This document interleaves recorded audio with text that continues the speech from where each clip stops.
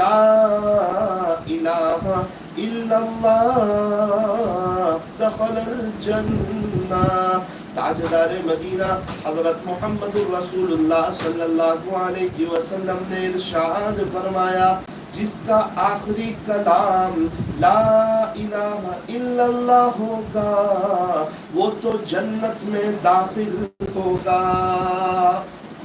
اللہ کرے کہ میں اور آپ دنیا سے جائیں تو کلمہ پڑھتے پڑھتے چلے جائیں. ابھی حج میں ایک شخص احرام کی حالت میں تقریباً مینا یا عرفات کسی جگہ پر کھڑے ہوئے 7 مرتبہ لبیک پڑھی. لبیک اللہم لبیک لبیک لا شریک لک لبیک ان الحمد والنعمت لک والملک لا شریک لک. اچانک کھڑے ہوئے زور زور سے 7 مرتبہ لبیک پڑھی اور 1 مرتبہ کلمہ پڑھا اور اپنے اللہ کو پیارے ہوتے. اللہ اکبر. مرنے والے تو بہت سے لوگ مر جاتے ہیں. یہ کیسی موت ہے, یہ کیسی پیاری موت ہے. فرمایا جیسے جیو گے ویسے مرو گے. اسی لیے آج کی مجلس اسی لیے ہمیں جمع اسی لیے کیا گیا ہے کہ ہم سیکھیں کہ ہمیں جینا کیسے ہے. جب جئیں گے ایمان پر تو انشاءاللہ مریں گے ایمان. وہ 10 اعمال جس سے موت کے وقت کلمہ نصیب ہوتا ہے. سب سے بڑا مالدار کون؟ فرمایا جس کو مؤمنات. پیارے نبی جی ایمان والی عورتوں سے کہہ دیجئے یغضضن من ابصارہن کہ اپنی نگاہیں نیچی رکھیں ویحفظن فروجہن اور اپنی شرمگاہوں کی حفاظت کرے. جو شخص اپنے نظر کی حفاظت کرتا ہے اللہ تبارک و تعالی اسے ایمان کی حلاوت نصیب فرماتے ہیں. ہم نے کھانے پینے کی حلاوت تو چکھی, پھل فروٹ, ڈرائی فروٹ اور آئس کریم اور چائے کی حلاوت تو چکھی ہے. یوں فرمایا اپنے نظر کی حفاظت کیجئے خدا ایمان کی حلاوت بھی نصیب کرے گا. اسی لیے سب سے پہلی چیز ہے اپنے نظر کی حفاظت کرنا, نیچے دیکھ کر چلنا. ہمارے ایک دوست اوپر دیکھ کے چل رہے تھے, نیچے تقریباً 1000 کے قریب کیڑیاں تھی کالے رنگ کی بیچاری.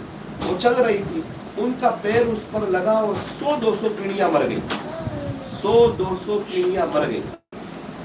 میں نے اس وقت ان کو کہا قرآن کہتا ہے کہ اپنی نگاہوں کو نیچے رکھیں. قرآن کا فیصلہ ہے, قرآن کہتا ہے اور قرآن کی یہ نصیحت ہے. اور اللہ پیارے نبی کو واسطہ بنا کر کے کہہ رہے ہیں کہ پیارے نبی جی آپ ایمان والے مردوں سے بھی کہہ دیجئے کہ اپنی نگاہیں نیچے رکھیں اور ایمان والی عورتوں سے بھی کہہ دیجئے اپنی نگاہیں نیچے رکھیں.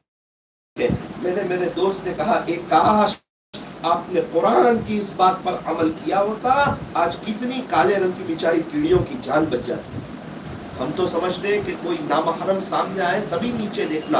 ارے پہلے ہی سے نیچے دیکھنا تاکہ اچانک بھی کسی پر نظر نہ پڑے. تو گناہوں سے کون بچے گا, بد نظری سے کون بچے گا؟